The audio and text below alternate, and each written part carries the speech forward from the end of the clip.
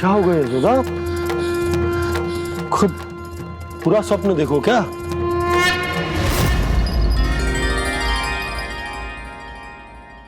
अरे वाकाना, आज तो समय से पहले ही तैयार होगा तू।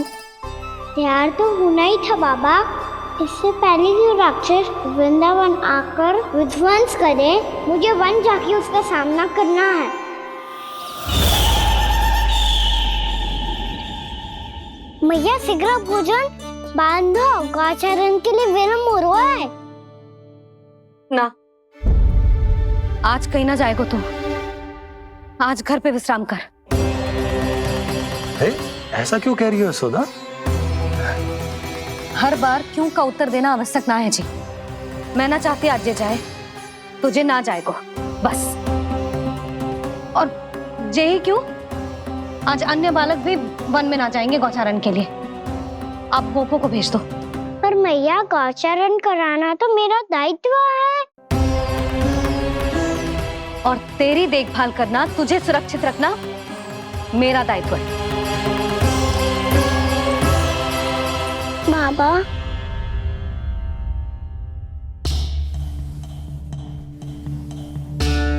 आज कछु मत बोल लल्ला। कभी कभी तेरी मैया को मना पाना मेरे बस की भी बात ना होती। आज कछु ऐसो ही दिन है।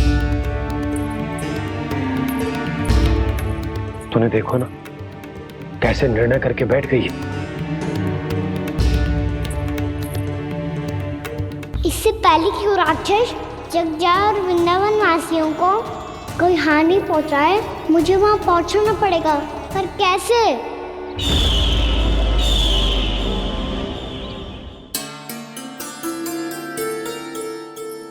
मैया, जाने दो ना, हाँ तो क्या कहेंगे सब।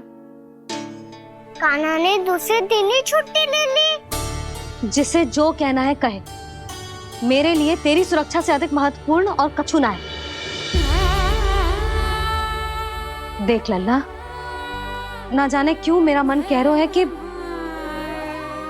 आज वन सुरक्षित ना है। इसीलिए हट मती कर। आज किसी भी मूल्य पे जाने ना दूंगी तुझे।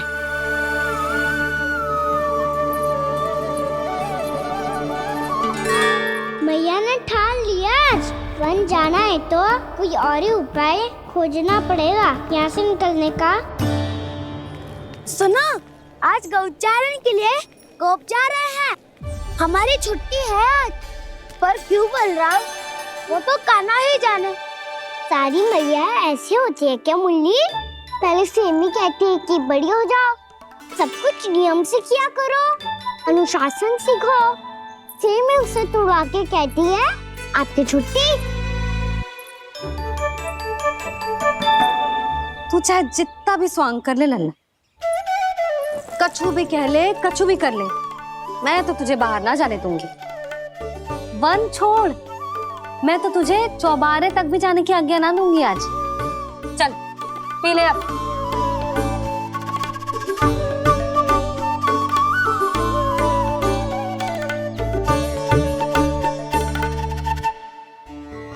आप समझ नहीं रही हो, मैं नहीं गया तो बहुत बड़ी समस्या हो जाएगी मैया।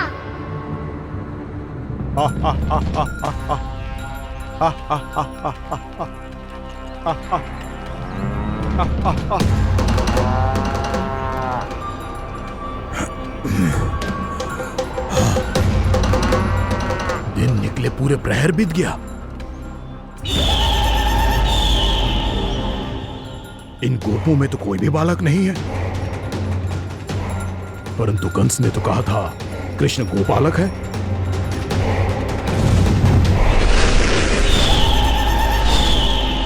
लगता है मुझसे भयभीत हो गया है वो, तभी तो आज गौचारण के लिए नहीं आया। पर मैं भी वकासुर हूँ। जल में छिपी हुई मछलियों को ढूंढ निकालना बहुत अच्छी तरह आता है मुझे।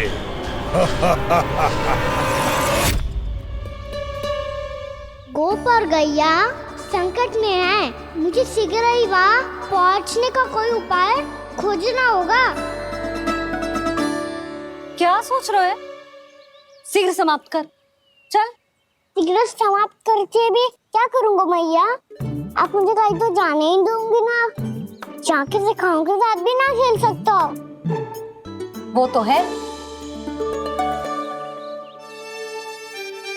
पर मैं भी तो हूँ, मेरे साथ तो खेल सकते हो है ना? सच्ची? सच्ची। जो मैं खेल बोलूंगा वही खेल खेलोगे आप? हाँ आप मिठोली खेलते हैं? बहुत दिन हो गए। ठीक है, पर पहली पट्टी तेरी आंख में बनने की लल्ला। मुझे शिकार है। चल पहले दूध समाप्त कर। पूरा समाप्त कर।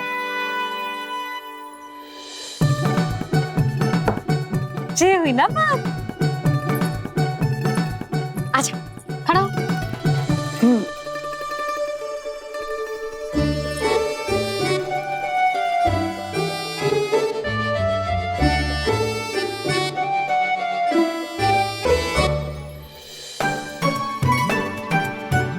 कुछ दिख तो ना रहा।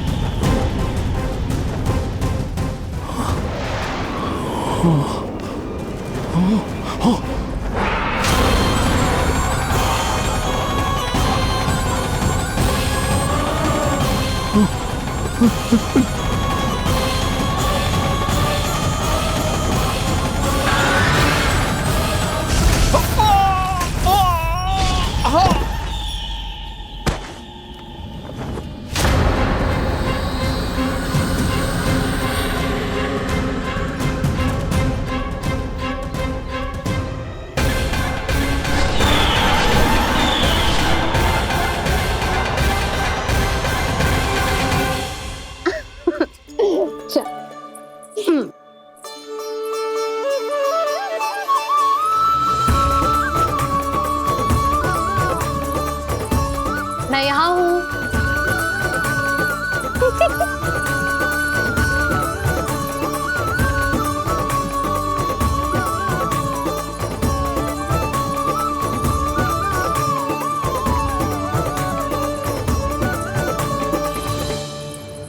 इससे पहले कि वो राक्षस किसी को हानि पहुंचाए, मुझे उस तक पहुंचना होगा।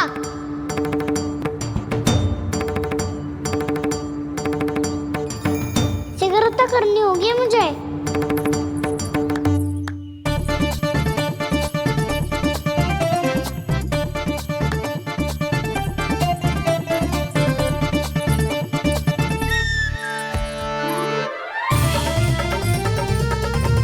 पकड़ लियो मैया, पकड़ लियो। हाँ हाँ पकड़ लियो। पर तू तो अभी वहां था ना, यहाँ कैसे आ गया? आप भी तो वही थी मैया। सिगरेट यहाँ कैसे आ गए? बहाना बनाने से ना बनूंगा मैं। चलो अब आपकी बारी। हाँ हाँ ठीक है।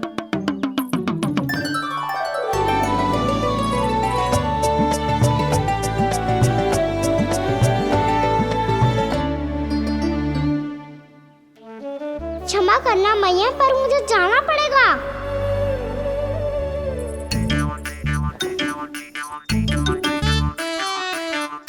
मैया पकड़ो मुझे। कहाँ है लल्ला?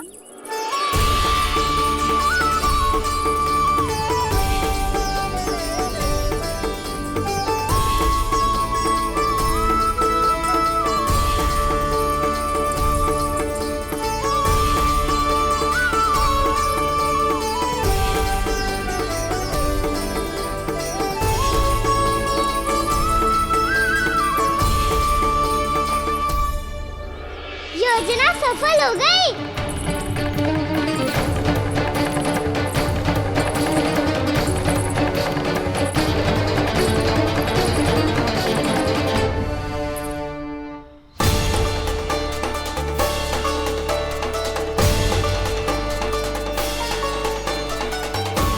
मुझे माफ करना मैया, आपको बिना बताए जाना पड़ रहा है।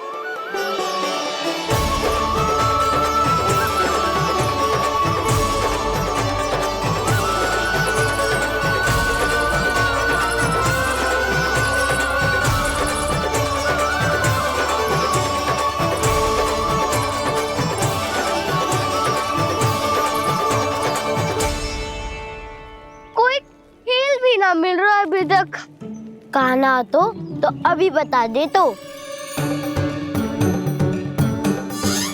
हो तो ना सुबल, वो देख।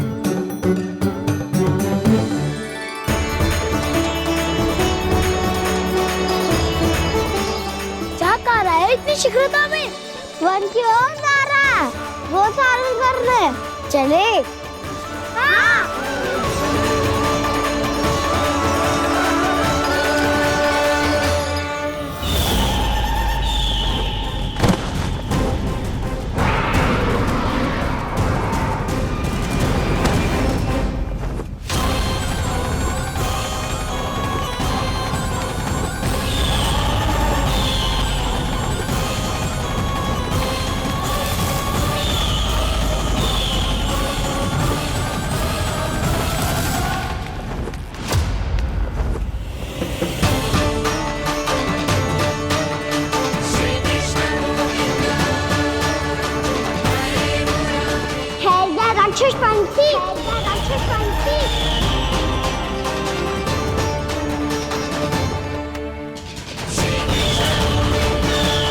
गोपालक कृष्ण हूँ मैं, नंदराज का लल्ला, वृंदावन का राजकुमार। मेरे रहते तो मेरी प्रजा को कोई हानि ना पहुंचा सकता। तू है कृष्ण?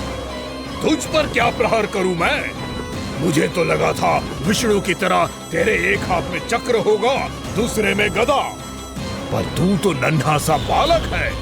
कोई शक्ति नहीं है तेरे पास और ना ही है कोई अस्त्र या शस्त्र। तेरा सामना करने के लिए मुझे अस्त्र और शस्त्रों की आवश्यकता ना है राक्षस। वकासुर नाम है मेरा, वही वकासुर जो अपनी बहन पूतना की हत्या का प्रतिशोध लेने आया है।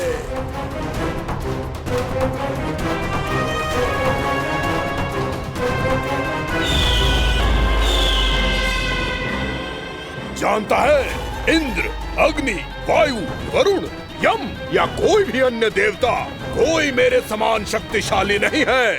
और तू, मुझ जैसे पर्वत के सामने एक तिनके जैसा तू करेगा मेरा सामना? तू रोकेगा मुझे?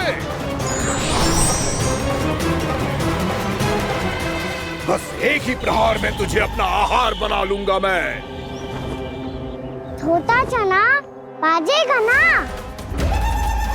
धमकियां देने से युद्ध नहीं जीते जाते बदकसूर। जो कार्य हो करके दिखाओ।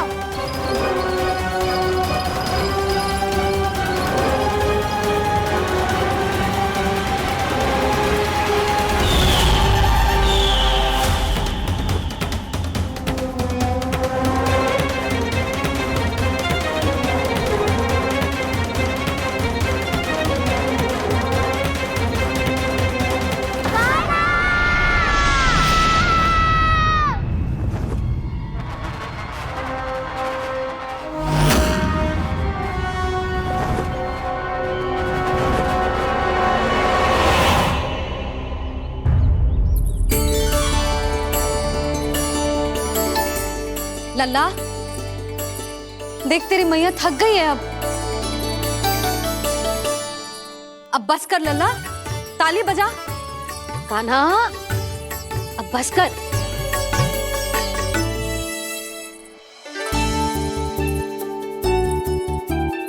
ताली बजा, ताली बजा, कोई संकेत तो दे। बता कहाँ है तू? पकड़ लिया।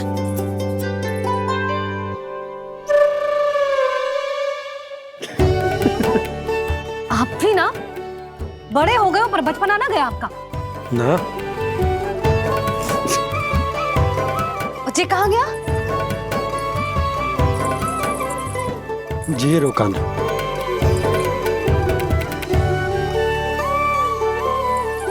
फिर से मेरे साथ छल करके भाग गए, और गए हो कहाँ? नंदराज, नंदराज। भानु, वो पंछी, राक्षस पंछी, बहुत बड़ा पंछी। भानु, राक्षस, राक्षस। भानु, क्या होगा? तुम बैठो। यशोदा जल लेकर आओ, बैठो।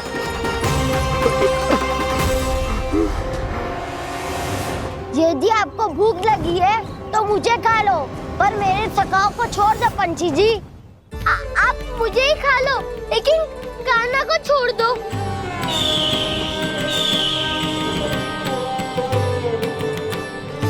हम सबको खा लो, पर कान्हा को जीवन दान दे दो। कितनी अद्भुत है प्रभु के सखाओं की ये भावना कि सखा के प्राण को बचाने के लिए अपने प्राणों का त्याग करने को भी तत्पर हैं ये सब। देवराज, वैसे तो प्रभु क्षण भर में सब कुछ संभाल सकते हैं, पर हमें अपना कर्तव्य निभाना होगा। प्रभु की सहायता हमें करनी होगी। हाँ देवराज, प्रभु की सहायता करनी चाहिए हमें। स्वयं नारायण की कृपा है हमारे मित्र पर, उसे छोड़ दो, अन्यथा देवता तुम्हें नहीं छोड़ेंगे। पर मैं देवता के आने की प्रतीक्षा नहीं करूंगा। मेरे भाई को इसी क्षण मुक्त कर दो असुर, या फिर मेरा सामना करने के लिए तैयार हो जाओ। आवश्यकता पड़ी तो तुम्हारा उदर फाड़ के भी अपने भाई की रक्षा करूंगा मैं। तो फिर आ बालक, तुझे भी तेरे भाई के पास पहुंचा देता हूँ मैं। प्रयास करके तो देखो दोस्त, तुम्हारे चोंच के टुकड़े टुकड़े ना कर दिए तो मेरा नाम भी बलराम नहीं, तो मेरा नाम भी बलराम नहीं।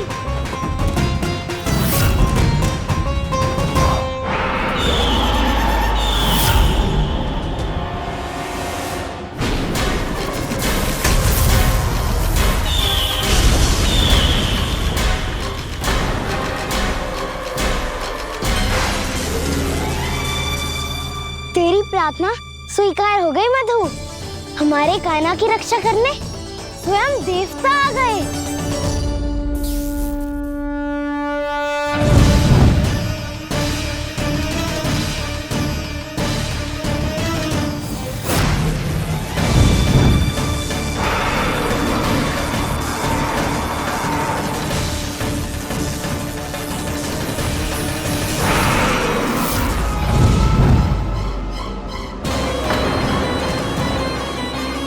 मत करो इंद्र, अपने वज्र का प्रयोग मत करो। तुम्हारे प्रहार से मुझे गुदगुदी हो रही है।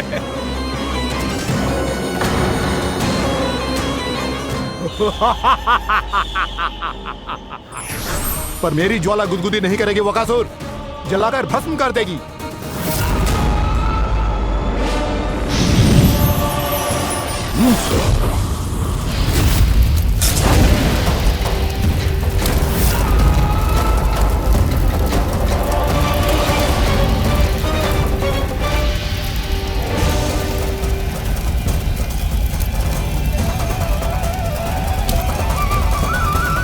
क्या बहुत बड़ो?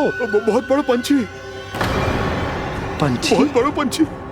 पंछी नहीं, वो राक्षस कान्हा को निगल गया। हाँ?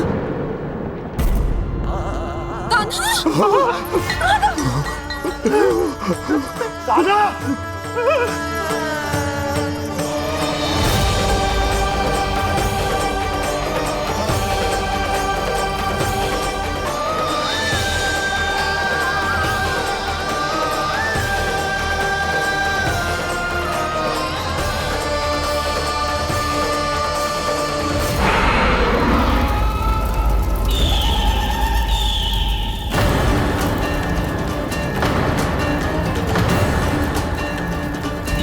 मेरे उदर की जठराग्नि भी तुम्हारी ज्वाला से अधिक तीव्र है अग्निदेव।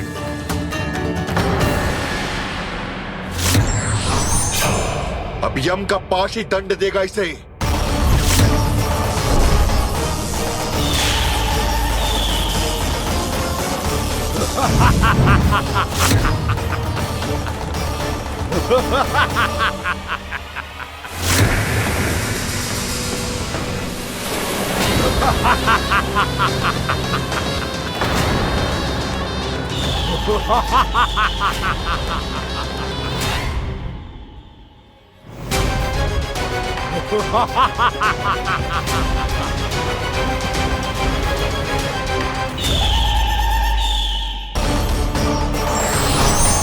अब यम का पास ही दंड देगा इसे।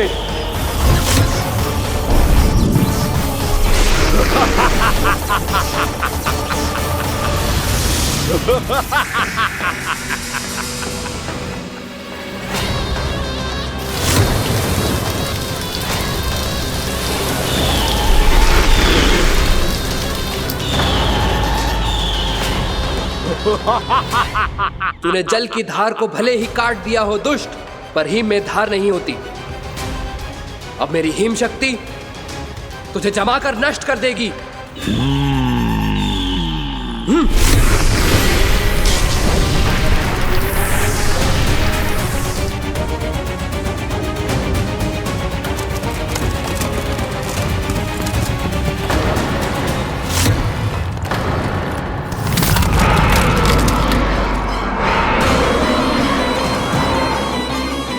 चंद्र, वरुण, यम, अग्नि, इंद्र, तुम में से कोई भी इस योग्य नहीं है कि मुझे पराजित कर पाए और इस विष्णु अवतार की रक्षा कर पाए।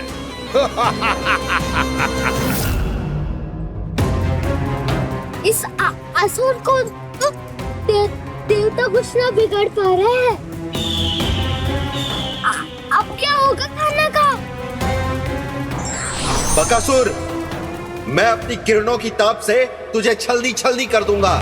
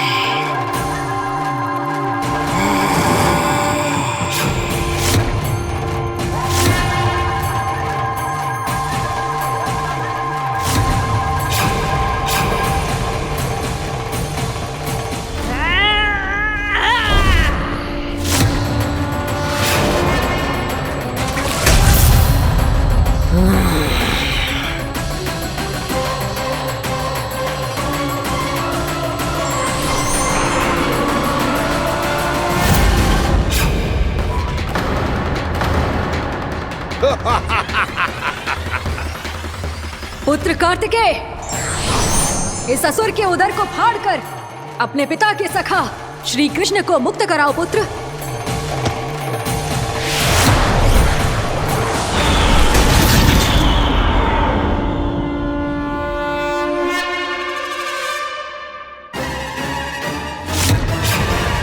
मैंने कहा था, तुम में से कोई भी मेरा बाल भी बांका नहीं कर पाएगा। तुम देवताओं का तो सामर्थ्य ही क्या, स्वयं देवों के देव महादेव भी मेरा कुछ नहीं बिगाड़ पाएंगे। कृष्ण को अपने उदर में ही पचा जाऊंगा मैं।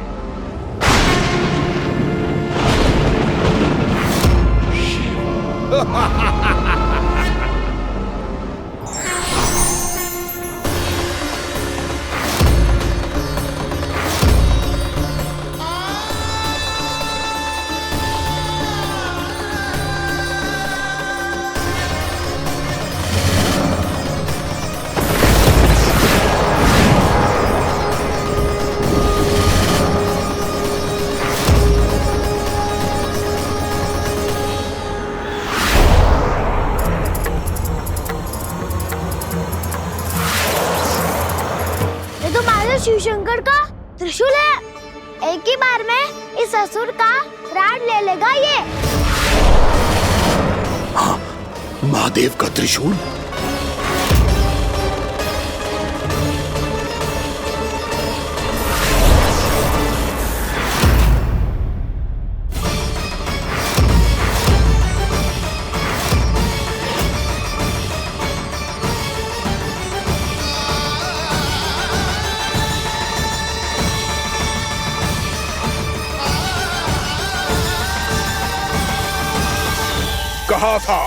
कहा था मैंने, स्वयं महादेव भी मेरा कुछ नहीं बिगाड़ सकते।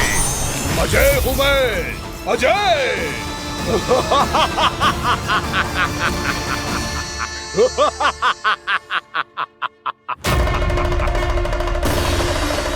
प्रभु, आपके त्रिशूल की महिमा तो अपरंपार है, तो फिर ये ठहर क्यों गया? आपने अपने त्रिशूल को वापस क्यों ले लिया महादेव? इस दुष्ट का संहार क्यों नहीं किया? क्योंकि इसकी मृत्यु मेरे हाथों नहीं, मेरे सखा नारायण के अवतार श्री कृष्ण के हाथों ही होगी, और यही विधि का विधान है। पर पिताजी, श्री कृष्ण तो इस असुर के उदर में फंसे हुए हैं, हम उन्हें मुक्त कैसे कराएंगे? ये उन्हें स्वयं ही मुक्त करेगा पुत्र। श्री कृष्ण अपने अपमान से क्रोधित नहीं होते, पर अपने भक्तों का अपमान वो क्षण भर भी सहन नहीं कर पाते। वकासुर यही भूल कर रहा है, हम सबका निरंतर अपमान करके वो उन्हें क्रोध दिला रहा है। वो ये नहीं जानता कि शीघ्र ही उन्हें अपने उदर में रख पाना उसके लिए असंभव हो जाएगा।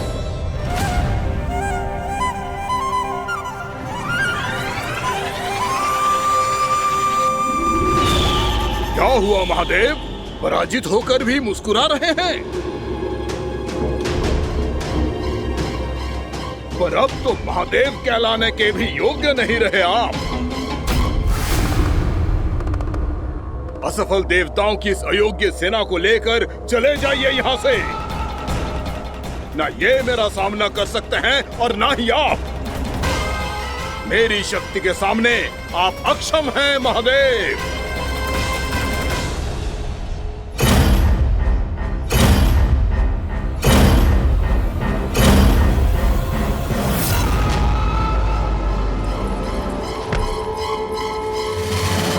सुधा, जिस तुझने मेरे लल्ला को निगलो है ना, भीतर से जलेगो, छटपटाएगो, पीड़ा से कराएगो। जिस तुझने मेरे लल्ला को निगलो है ना, भीतर से जलेगो, छटपटाएगो, पीड़ा से कराएगो। ये क्या हो रहा है मुझे?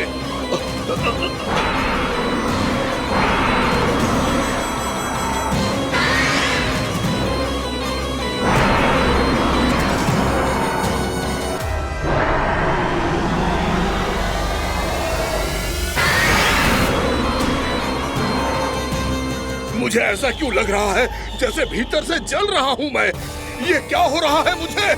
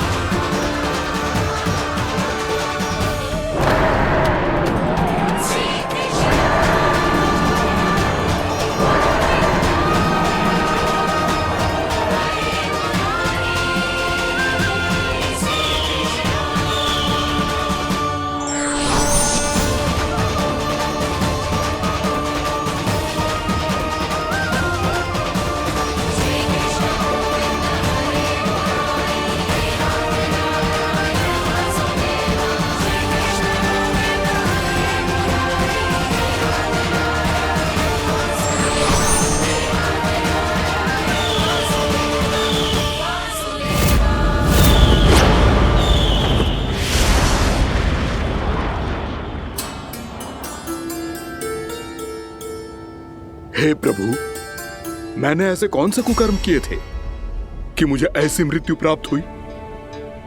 और ऐसे कौन से सुकर्म किए थे कि आपके हाथों से मुझे मोक्ष प्राप्त हुआ है प्रभु? स्मरण करो, हे गिरीश की पुत्र वक्कासुर। स्मरण करो, कैसे अपने पिता की तरह अभिमान से भरे हुए थे तुम। स्मरण करो, कैसे हमें पराजित करने के लिए पूरी सृष्टि को संकट में डाल दिया था तुमने, और हमें विवश होकर पराजय स्वीकार करनी पड़ी थी। स्मरण करो, कैसे तुमने देवराज इंद्र का छत्र चुरा लिया था। पर यह सब भी पर्याप्त नहीं था वक्कासुर। तुम्हारे पापों का घड़ा तब भरा था जब तुमने देवी गंगा के जल में साधना करते हुए जजाली मुनि की तपस्या में व्यवधान डाला था।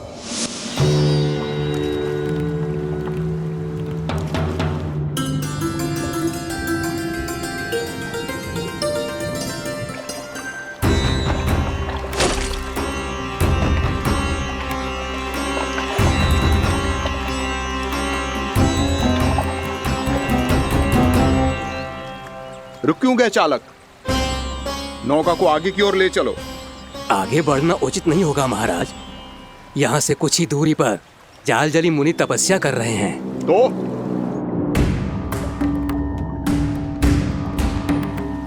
मेरे मत्स्य आखेट के क्षेत्र में इसने तपस्या करने की भूल की है। मेरे ही राज्य में मेरा कोई क्षेत्र मेरे लिए वर्जित हो, यह मुझे स्वीकार नहीं है। आपने पर्याप्त मत्स्य आखेट कर लिया है महाराज। यदि तुम इन मछलियों का आहार नहीं बनना चाहते हो, चुपचाप मेरी आज्ञा मानो। क्षमा, क्षमा महाराज।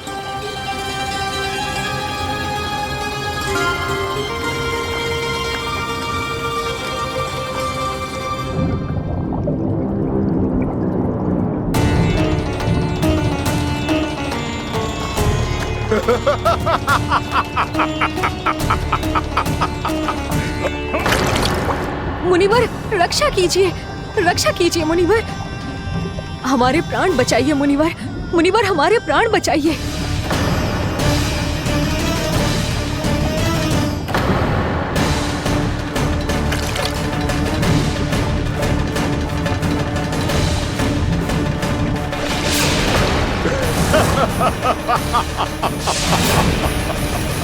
ठहर जाओ असुरराज, इन मछलियों को हानि ना पहुंचाओ। क्यों मुनि? अब मछलियां पकड़ने के लिए मुझे तुमसे आज्ञा लेनी पड़ेगी। तुमने तपस्या करने से पहले किससे आज्ञा ली थी? मां गंगा से, इस जल में रहने वाली सभी मछलियों से। इस उपकार के बदले इन सभी मछलियों को रक्षा करने का वचन दिया था। इसीलिए असुरराज, मैं शांति से कह रहा हूं, इस स्थान को अशुद्ध ना करो। चुपचाप यहां से चले जाओ, नहीं तो इसका परिणाम अच्छा नहीं होगा।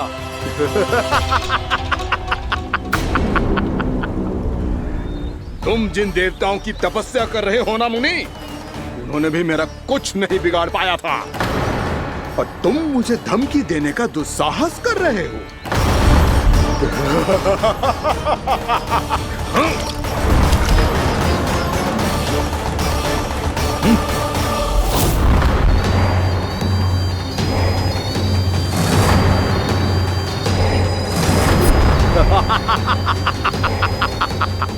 मूर्ख, विचारों से तो तू राक्षस है ही, और स्वभाव से उस बगुले की तरह है जो भूख ना होने पर भी उन निर्दोष मछलियों को आहार बनाता रहता है।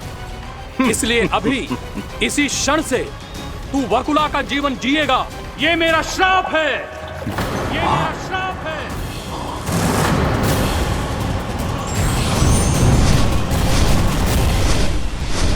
श्राप पाने के बाद तुम्हें आभास हुआ कि तुमने कितना बड़ा अपराध किया था, और तब तुम जजाली मुनि से क्षमा याचना करने लगे। तुम्हारे अपराध बोध को जानकर मुनि श्रेष्ठ शांत हुए और उन्होंने तुम्हें वरदान दिया। श्राप से मुक्ति का एक ही मार्ग होता है असुर, पश्चाताप।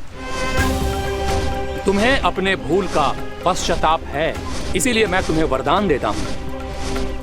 तुम्हें मेरे श्राप से मुक्ति अवश्य मिलेगी।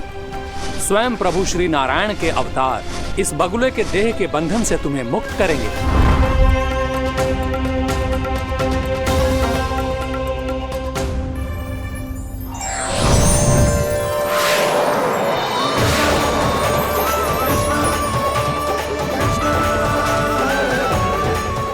स्वीकार करें प्रभु।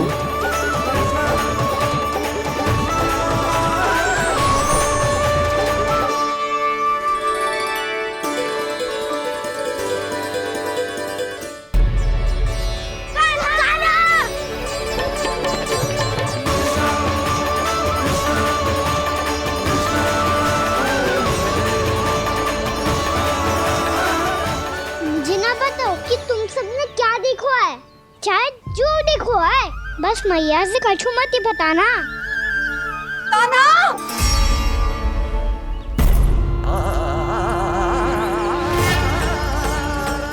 कान्हा! मेरा लल्ला!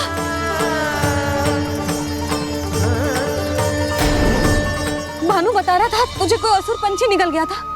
हाँ?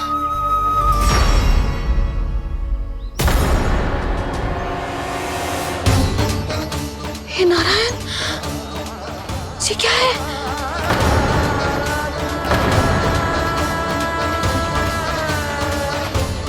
ये सब कैसे हुआ लल्ला? हाँ? कोई बताएगा मुझे ये क्या है?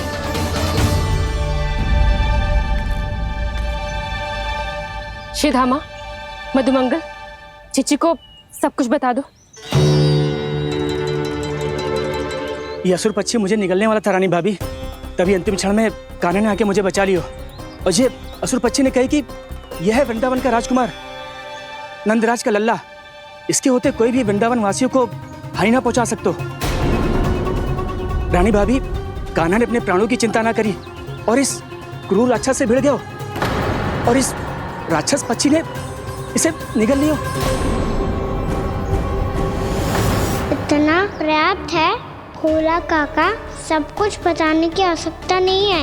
ये सब देख के सारी बालक मंडली इतनी व्याकुल हो गई कि सबने अपने प्राण अर्पित कर दिए और इस असुर पक्षी से कहे कि हमें खा लो और हमारे सखा को छोड़ दो।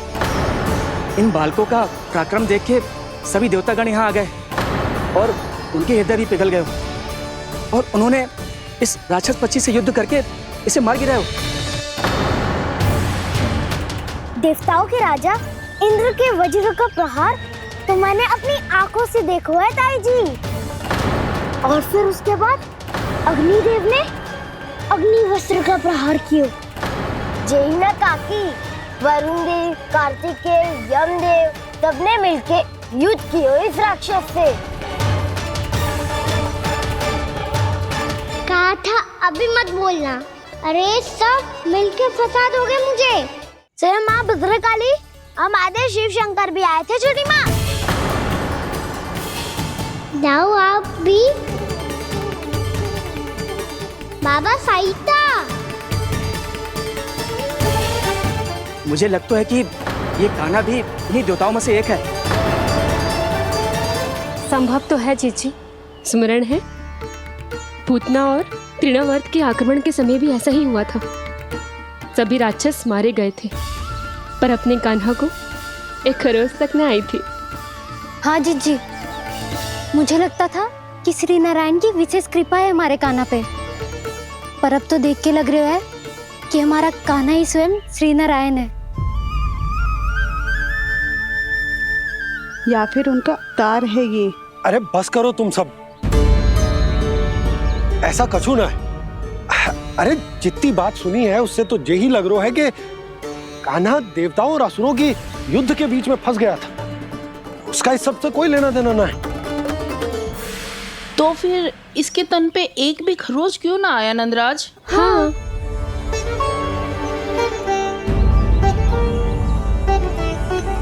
है काकी, खरच तो है। दिखा लल्ला। भैया बात पीड़ा आ रही है, कुछ करो ना। चिकोपिया भी ना अति करती है। श्री नारायण का अवतार हो तो इतनी तनिक सी खरोच पे ऐसे रो तो क्या? बस बहुत होगा। अब तो तुम सबने सीमा ही पार कर दी है। कभी से श्री नारायण बुलाते हो, कभी श्री नारायण का अवतार। तनिक कछु हो ना जाता है कि तुम सब कहानियां बुनने लगती हो। जे बस साधारण सा बालक है, मेरा लल्ला है जे, इसे भगवान मत ही बनाओ।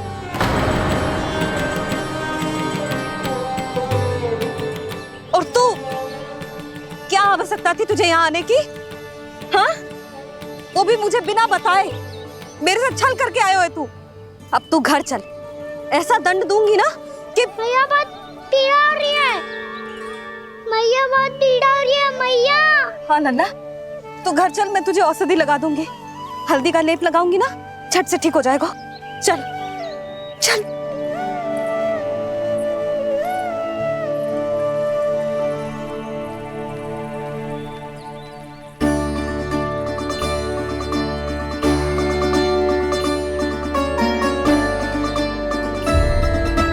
मैया बहुत पीड़ा हो रही है मैया।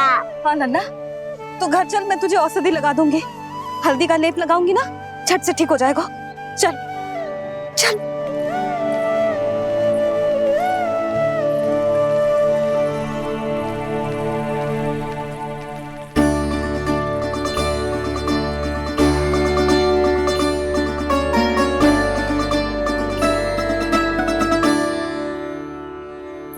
बस लल्ला बस, रो मत। चल चल चल, आजा। अभी औषधि लगाऊंगी ना, तेरी सारी पीड़ा लुप्त हो जाएगी। आजा आजा, बैठ जा लल्ला। अभी आई मैं। हाँ,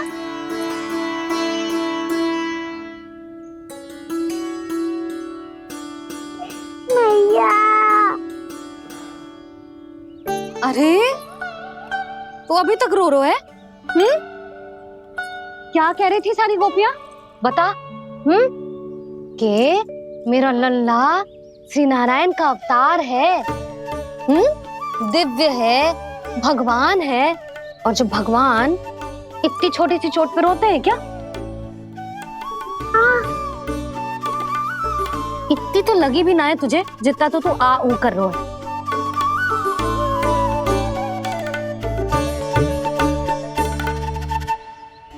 आओ ना, करूंगो। आप ऐसा दुलार थोड़ी करोगी। ओहो, वृंदावन का गौपालक जो इतनी छोटी सी चोट पे रोता है ना? गोप बालकों का मुखिया इतनी छोटी सी चोट पे रोता है? मेरा लल्ला तो सबसे शक्तिशाली है। इतनी छोटी सी चोट तो क्या, बड़े बड़े राक्षसों से भी ना घबराता है। हाँ, एक बार में सबको समाप्त कर देता है कि ना? हाँ मैया, यदि कोई राक्षस वृंदावन की ओर तेरी दृष्टि करके आएगा, तो सबसे पहले कान्हा को सुरक्षा में खड़ा पाएगा। फिर चाहे जो बाल बन के आए या बगुला बन के।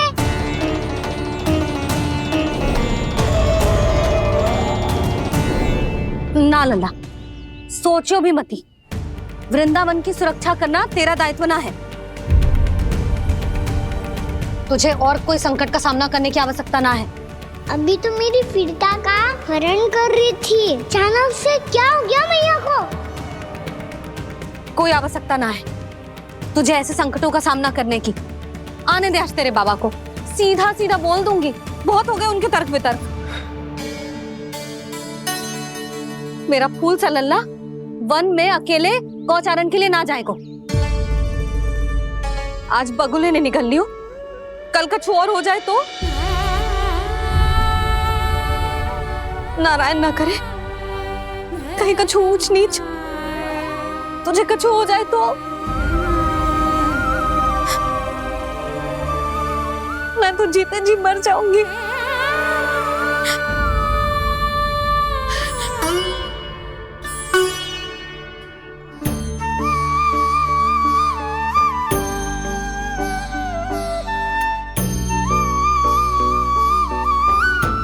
वीर लल्ला की वीर मैया इतनी से बात तो रोती है क्या? क्या करूं कान्हा, तुझे ऐसे बार बार संकट के मुंह में जाते हुए ना देख सकती मैं। तो फिर मैया मैं वचन देता हूँ, आज के बाद मैं गौचारण के लिए तभी जाऊंगा जब आप आज्ञा दोगी। पक्का? छल ना करेगा ना मेरे साथ? मैंने कब छल करो मैया? अच्छा ठीक है, ना करूँ छल। यदि आपसे पूछे बिना बाहर निकलो तो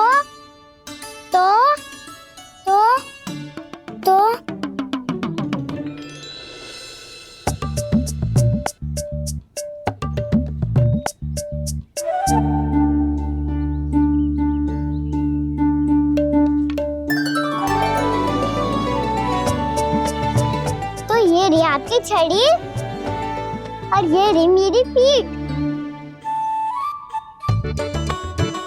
चेक देना तापर तोड़। ठीक है, जब तूने अपना दंड निर्धारित कर ही लियो है तो सोच ले, अब अगर तूने मेरी बात ना मानी तो तोड़ तोड़ छड़ी पड़ेगी। समझ आई?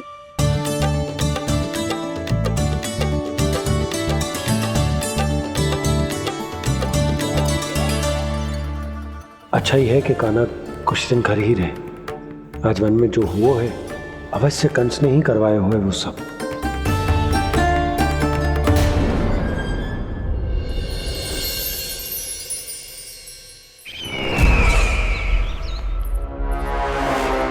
आपका ये धनुष तो सबसे अधिक शक्तिशाली था महाराज, ये कैसे टूट गया?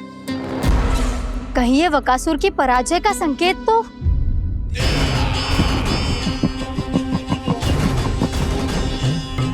प्राप्ति, लगता है तुम्हें शुभ समाचार मिला नहीं। उस बकासुर ने उस विष्णु अवतार को जीवित ही निगल लिया है। अरे अब तक तो उस नन्हे से बालक को पचा भी चुका होगा वो।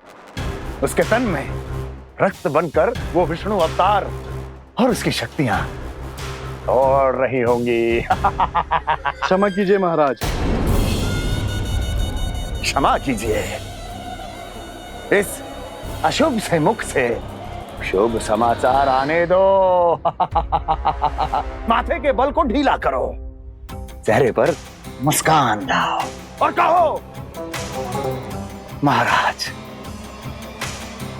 वृंदावन में मातम फैल चुका है। मैं ऐसा ही करता महाराज, यदि सूचना सत्य होती तो।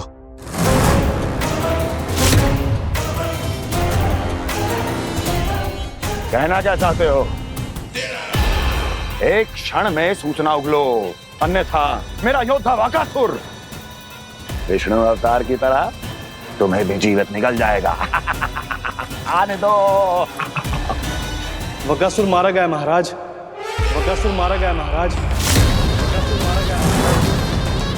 बकासुर मर चुका है? असंभव। असंभव। बकासुर ने उस बालक को निगल तो लिया था, पर उसकी सुरक्षा करने के लिए सभी देवता वहां प्रकट हो गए, पर फिर भी कोई बकासुर का सामना नहीं कर पाया। और फिर क्या हुआ?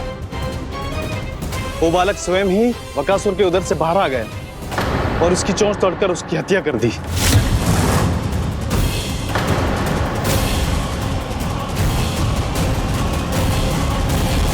वन में बकासुर की चोंच टूट गई और यहाँ आपका ये धनुष।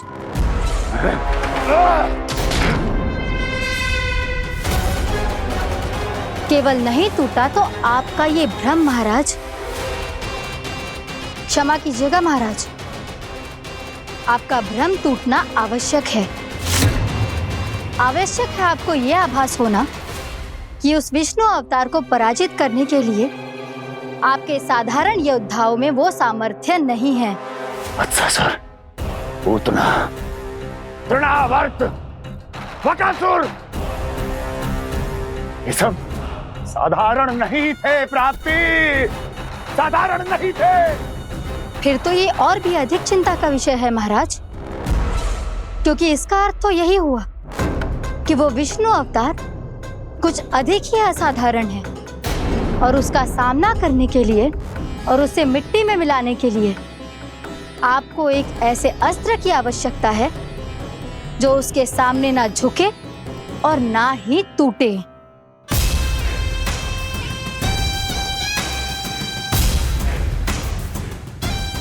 तो फिर मैं ऐसा ही अस्त्र ढूंढूंगा चाहे आकाश पाताल एक क्यों ना करना पड़े मुझे, 10 दिशाएं 14 भुवन क्यों ना नापने पड़े मुझे, मैं उस असतर को अवश्य ढूंढ निकालूंगा जो उस विष्णु अवतार के प्राणों की डोरी इस धनुष की तरह तोड़ सके।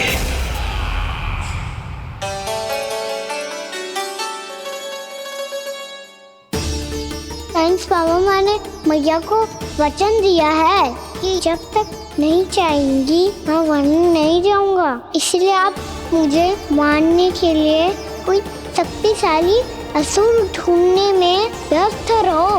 कुछ दिन तब तक मैं व्यस्त रहूंगा अपनी मैया की सेवा करने में।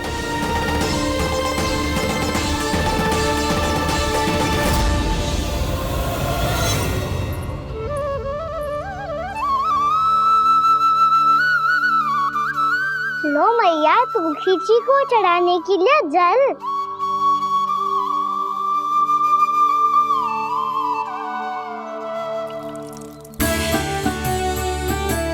लो मैया, और आटा।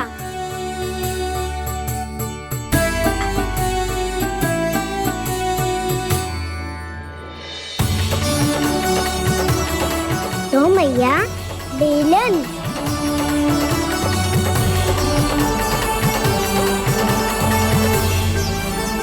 ले तनिक खा ले। ओ मैया, भूख ना लगी है। बिना भूख के खाने से क्या लाभ? और तेरा जब पेट तो कह रहा है कि उसे भोजन चाहिए, और लाभ कैसे ना लल्ला? भोजन का लाभ है ना, तन को पोषण मिलेगो, स्वास्थ्य बनेगो, जे तेरी भुजाओं में शक्ति आ जाएगी ताऊ के जैसी, ताऊ से भी अधिक। तेरे जे केस भी लंबे हो जाएंगे। सच्ची मैया? सच्ची। माप के देख लियो नित्य दिन। तनिक खा।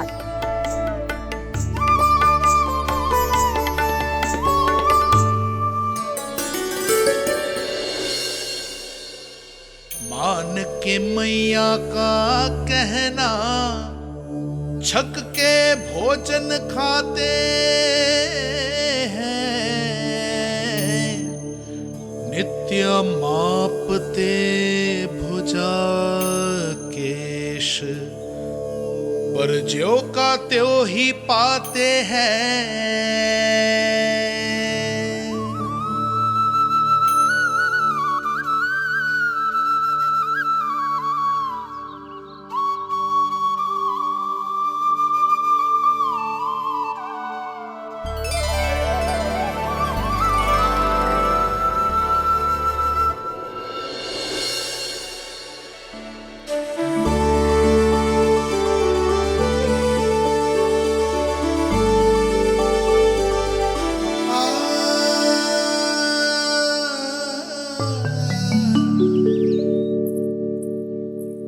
ले लल्ला, फल खा ले। ना, मुझे ना खाने फल वल। क्यों? लंबे केस और शक्तिशाली भुजाएं ना चाहिए? व्यर्थ है ये सब। पिछले 10 दिनों से देख रहा हूँ, ना केस लंबे हुए हैं, ना भुजाएं शक्तिशाली बनी है। 10 दिन में कछु ना होने वाला। 10 सप्ताह ऐसे खाएगो ना, तब जाके कछु बदलाव दिखेगो। समझ आई? चल अब खा ले। वैसे भी मुझे बहुत सारी तैयारियां करनी है आज। इसीलिए भैया, एकादशी के व्रत के लिए लल्ला। सुनो जी, सारी सामग्री आ गई? हाँ, तुमने जो कही थी सब ले आए हूँ।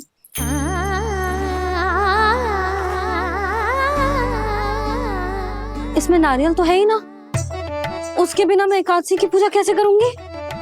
यशोदा, मैंने भोला से कह दिया, वो लेकर आते ही होगा, घबराओ मत। कैसे ना घबराओ जी, आपको पता है ना एकादशी का व्रत मेरे लिए कितना महत्वपूर्ण है। पता है। अरे इसमें तो दिए भी ना है। दिए ना है? अब मैं अभी लेकर आता हूँ। आप रहने दो, मैं ही लेके आती हूँ। भक्त भोला राम के यहाँ से है? भक्त भोला राम? मेरा अर्थ है कुमार भोला यहाँ के यहाँ से। हाँ हाँ, वो ही।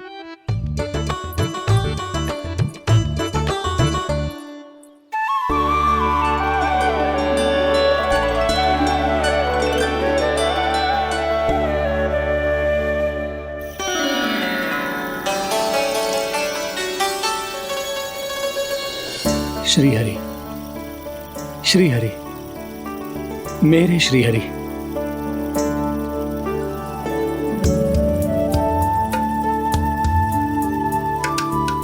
मेरे श्री हरि।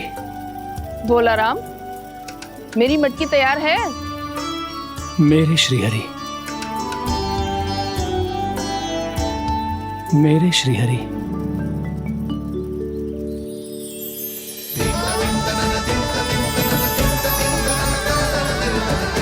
भोला राम,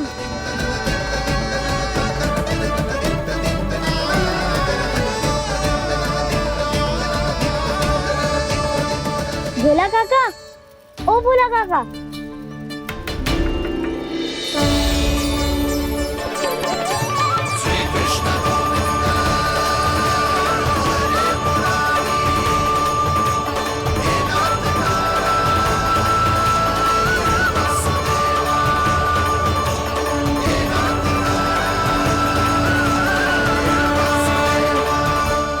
अरे श्री हरि प्रसन्न हो गए।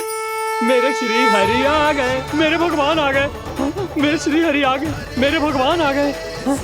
मेरे श्री हरि आ गए, मेरे भगवान आ गए। मेरे श्री हरि आ गए, मेरे भगवान आ गए। मेरे भगवान आ गए, मेरे घर मेरे भगवान आ गए।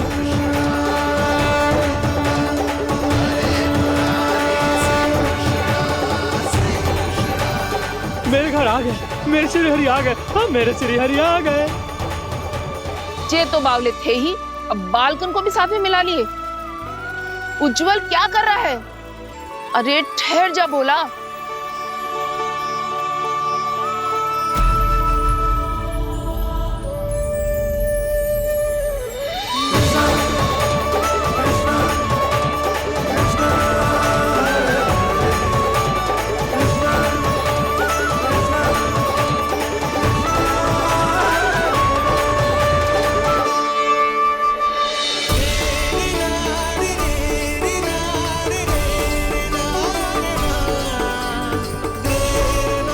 प्रेम से बुलाओ, आएंगे हरि भी।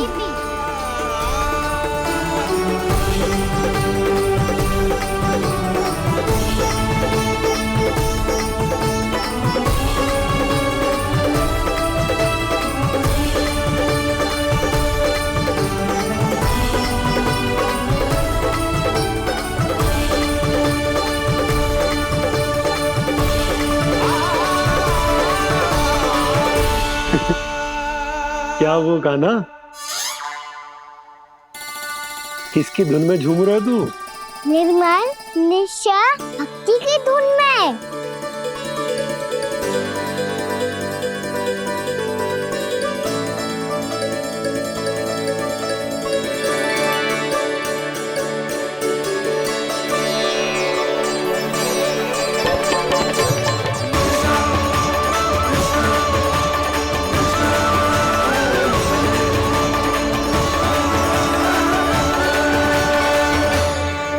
अरे क्या हो गया इन्हें? बावले हो गए हैं क्या? ठहरो, कोई आवश्यकता ना है ऐसे बावलों की तरह नाचने की।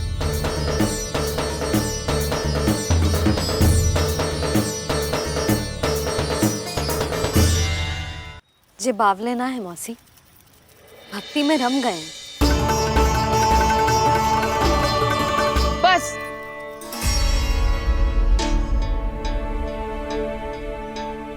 हम सब कब से खड़े हैं यहाँ, पर तुम्हें कुछ ध्यान ही रहा है।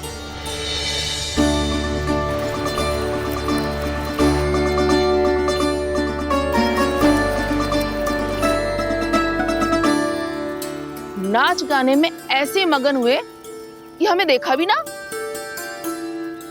मुझे नाचते हुए देख मेरे श्री हरि को इतना आनंद आ रहा था कि मैं अपने आप को रोक नहीं सका।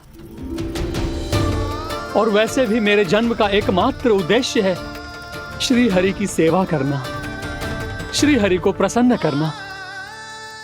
तुम बावले हो भोला राम, या हमें बावला बना रहे हो? श्री हरि और तुम्हें देख रहे हैं? हाँ, अभी वो यहीं थे, देख रहे थे। भोला काका, आपने भी ना अति कर दी। अब हमें भी बताओ तनी, कहाँ थे श्री हरि?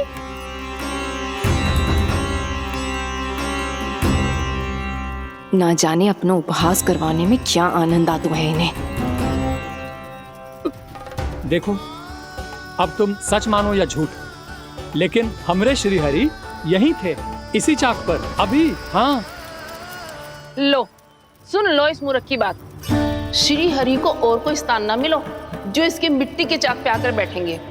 श्री हरि को और कोई स्थान ना मिलो जो इसके मिट्टी के चाक पे आकर बैठेंगे। श्री हरि को और कोई स्थान ना मिलो जो इसके मिट्टी के चाक पे आकर बैठेंगे। जैसी मैया भैंसो ही लल्ला, दोनों का कुछ पता ही ना चलतो, कब किस बात पर प्रसन्न हो जाए और किस बात पर रुष्ट। अरे मैं भला असत्य क्यों बोलूंगा? अभी यही थे श्री हरि। हाँ,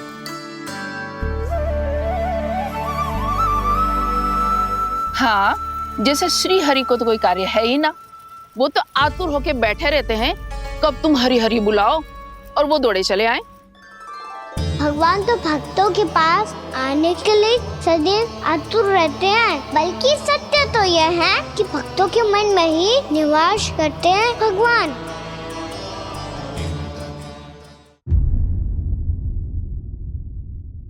अरे मैं भला असत्य क्यों बोलूंगा? अभी यही थे श्री हरि। हाँ,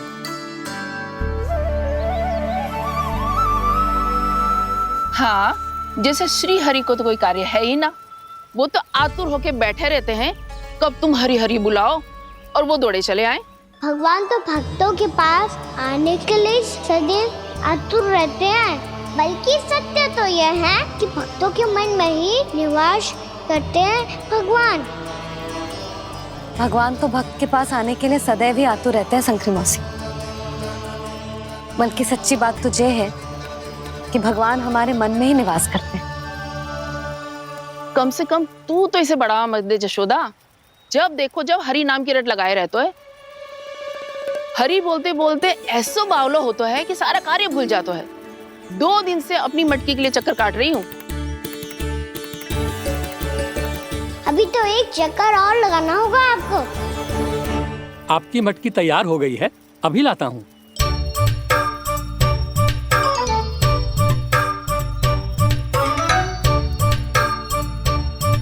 लो जी मटकी।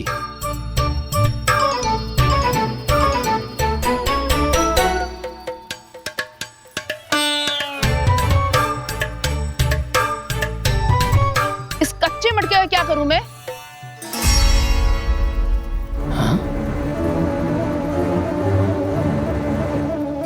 पर इसे तो मैंने भट्टी में पकाया था। अब तू ही देख ले कितना ध्यान रहता है इस कार्य पे। और कह तो है कि श्री हरि आते हैं इससे मिलने। हाँ, आते हैं और आगे भी आएंगे हमारे श्री हरि हमसे मिलने। और आके मोक्ष देंगे, है ना? मांगूंगा तो मोक्ष भी दे देंगे, मांगूंगा तो मोक्ष भी दे देंगे, मांगूंगा तो मोक्ष भी दे देंगे। अभी तो ये बता कि तू मुझे मेरी मटकी कब देगो? और मेरी मांग कब पूरी करोगी भोला राम जी? मेरो घड़ा मेरे दिए तो तैयार है ना, कल एकादशी की पूजा और व्रत के लिए। एकादशी का व्रत? हाँ, एकादशी का व्रत। इसे करने से श्री हरि बहुत प्रसन्न होते हैं। अच्छा, फिर तो अभी लाया।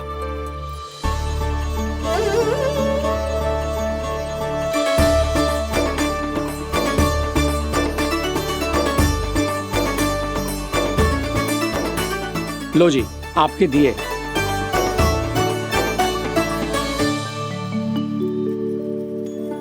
और जो हमने मांगा है वो? बाकी सब शेष द्वादशी के दिन मिलेगा, क्योंकि कल मैं भी एकादशी का व्रत रखूंगा, क्योंकि कल मैं भी एकादशी का व्रत रखूंगा, क्योंकि कल मैं भी एकादशी का व्रत रखूंगा।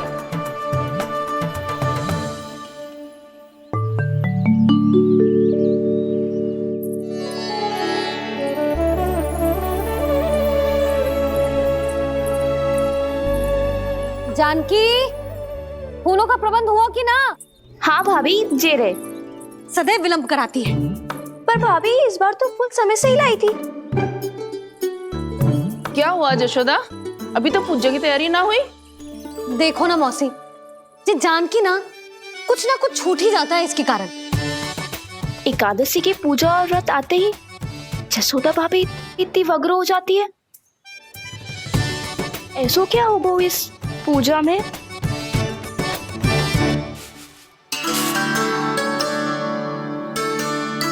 ये थाली में रोली चंदन रखने से, दिया जलाने से के होगो? आपको पता भी है एकादशी का व्रत क्यों रखते हैं? क्या महत्व है इसका? लो, जे तो मैं जसोमती रानी से पूछना भूल ही गया। पर हाँ भगवान, मेरे लिए इतना ही पर्याप्त है कि इस व्रत को रखने से मेरे श्रीहरि हमसे प्रसन्न हो जाएंगे।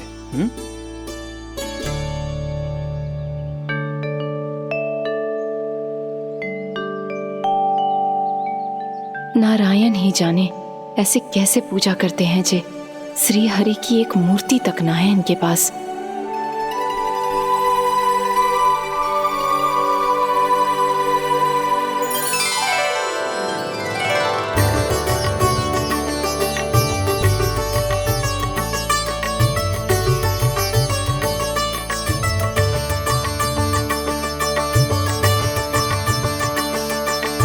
प्रभु, न तो मेरे पास मूर्ति है और ना तो इस व्रत के विधि विधान के बारे में मुझे जानकारी है और ना ही मुझे इसके महत्व के बारे में जानकारी है, पर फिर भी मैं करना चाहता हूं।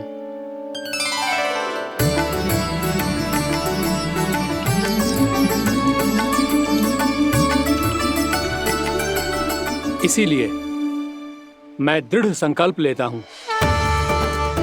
पूरी निष्ठा के साथ, श्रद्धा के साथ और पूरी आस्था के साथ मैं इस व्रत को संपन्न करूंगा।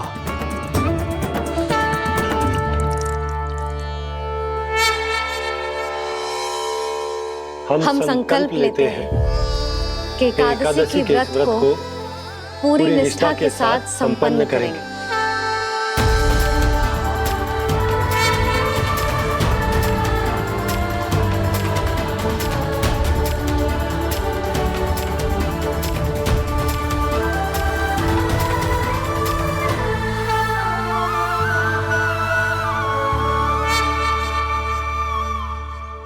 तुलसी जी के पत्ते तो हैं ही ना।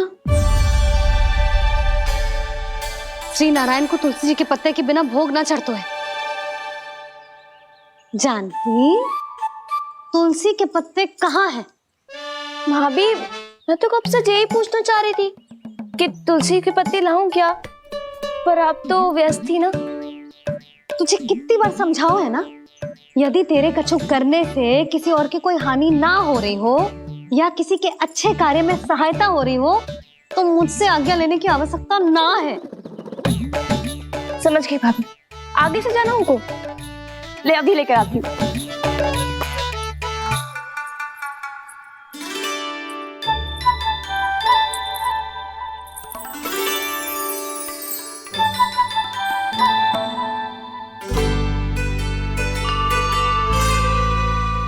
ताऊ, आपने पहले ये व्रत करो है? आपको इसका महत्व पता है? भाभी चल। जानकी, तुमने ये व्रत करो है? फिर तुमको इसका महत्व पता है? सुमति जी, आपको पता है इसका महत्व? कान्हा, क्यों तंग कर रहे हो सबको? मैया, सबने करो ये व्रत, मुझे भी करना है।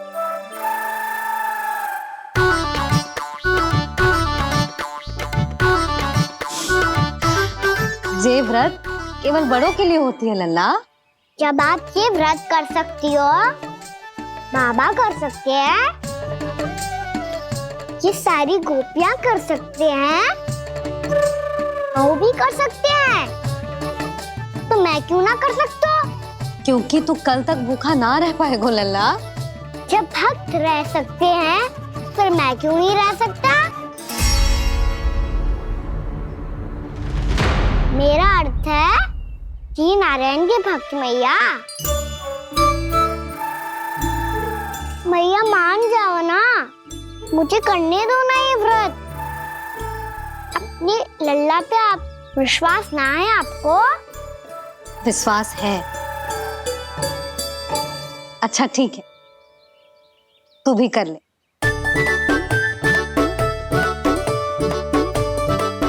पर मैया व्रत की कथा तो सुनाओ, मैं तो अबध हूँ ना। मुझे कैसा पता चलेगा कि ये व्रत करते क्यों हैं?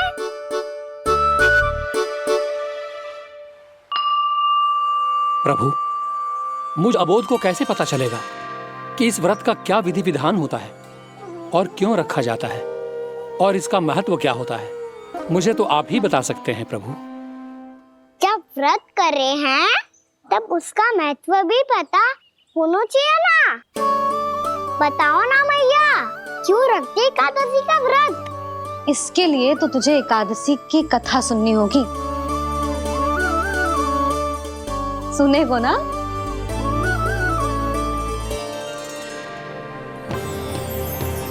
वसुदेव सुतं देवं कंसचाणूरमर्दनम् श्रीहरि, यशोदा परमानंदम् कृष्णं वन्दे जगद्गुरुम्। वाह प्रभु, अपने भक्तों को एकादशी व्रत का महत्व समझाने का अच्छा उपाय खोज निकाला है आपने।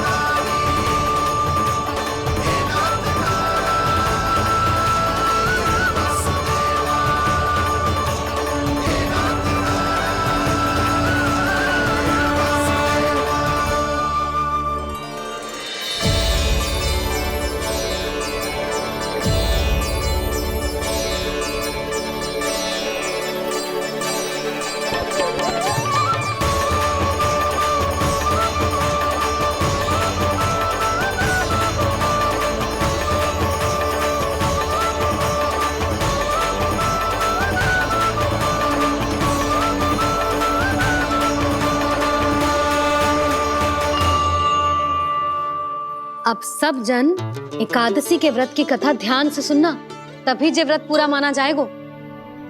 समझो लल्ला?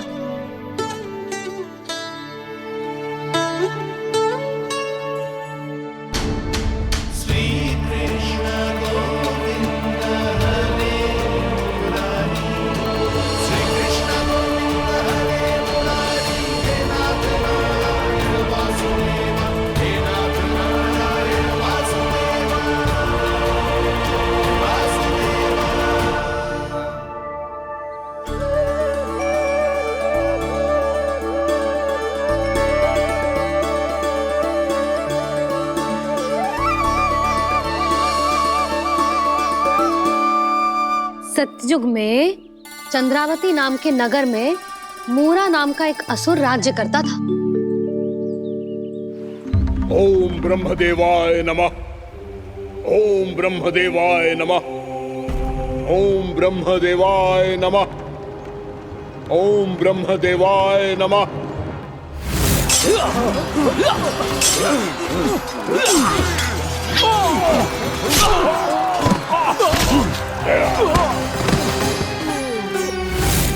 ओम ब्रह्मदेवाय नमः।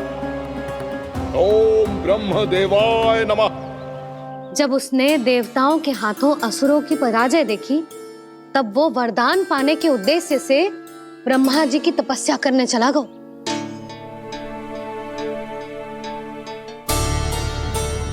शीघ्र ही मूरा की तपस्या सफल हो गई और ब्रह्मदेव जी उससे प्रसन्न हो गए।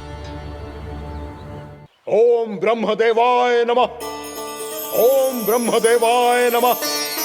ओम ब्रह्मदेवाय नमः। ओम ब्रह्मदेवाय नमः। ओम ब्रह्मदेवाय नमः। ओम ब्रह्मदेवाय नमः। ओम ब्रह्मदेवाय नमः। ओम ब्रह्मदेवाय नमः।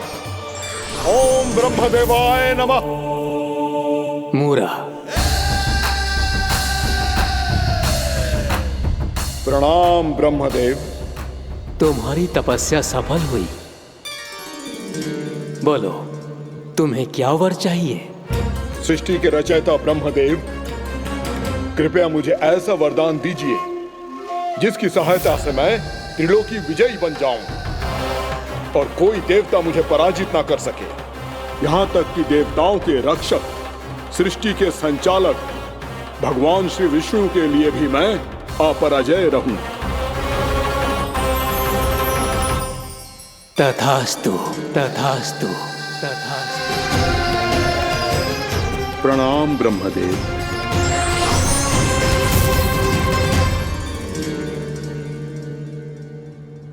ऐसा वरदान पाकर मूरा बहुत अभिमानी होगा।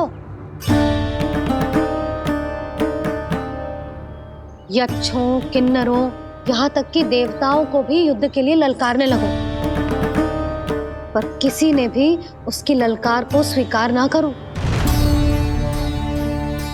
क्योंकि सभी उसकी शक्ति से बहुत भयभीत थे और उसके सामने युद्ध किए बिना ही अपनी पराजय स्वीकार करने लगे। और फिर दंभ में आके उसने स्वर्ग लोक पर भी आक्रमण कर दिया और देवराज इंद्र तक को चुनौती दे डाली।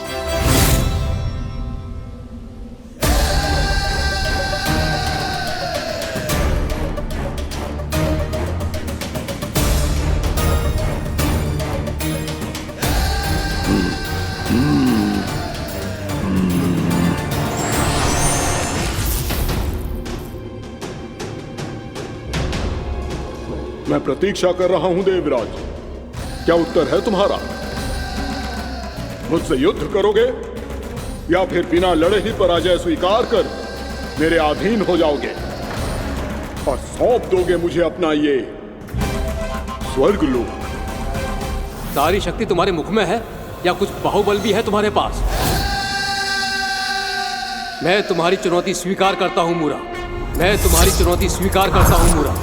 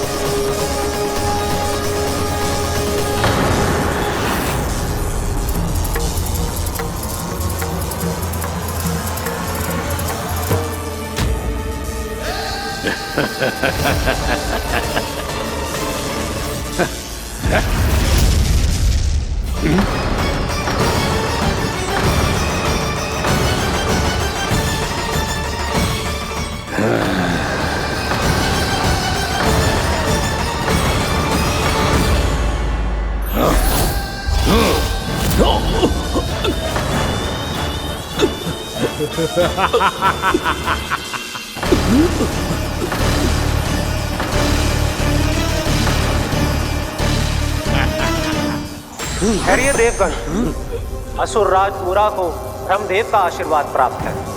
आप में से कोई भी इन्हें पराजित नहीं कर पाएगा।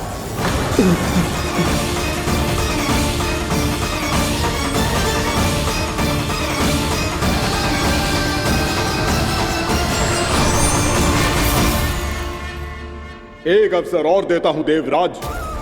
युद्ध या अधीनता, क्या उत्तर है तुम्हारा देवराज?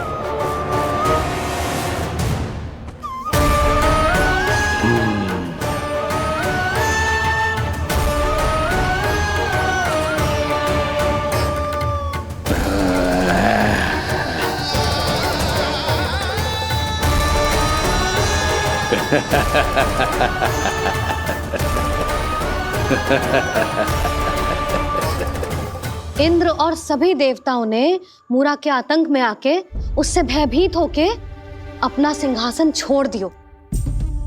अब मूरा स्वर्ग का अधिपति बन गयो और शीघ्र ही उसने अन्य सभी असुरों को स्वर्ग में निवास करने के लिए आमंत्रित कर दिया। और इस प्रकार से वो धीरे धीरे तीनों लोकों का सम्राट बन गया। उसे किसी ने रोका नहीं मैया? ना लल्ला, इतना साहस किसी में था ही ना। और फिर ये निश्चित करने के लिए कि भविष्य में किसी और असुर की मृत्यु ना हो, वो यमराज पे भी विजय प्राप्त करने के लिए यमलोक की ओर प्रस्थान कर दियो। वो तो अपने आप को और सभी असुरों को अमर बनाना चाहता था। पर देवता और यमराज भी उसकी ये योजना समझ गए थे। इसीलिए उसके आने से पहले ही सारे देवताओं ने श्री नारायण से सहायता के लिए गुहार लगाई। अब केवल आप ही कुछ कर सकते हैं प्रभु। अभी तो मूरा केवल त्रिलोक का स्वामी है, और यदि उसने यमलोक भी जीत लिया तो वो जीवन को ही नियंत्रित नहीं करेगा प्रभु, वो मृत्यु का भी स्वामी हो जाएगा। ऐसे में पहले सृष्टि का संतुलन तो नष्ट होगा प्रभु, और फिर स्वयं सृष्टि ही नष्ट हो जाएगी।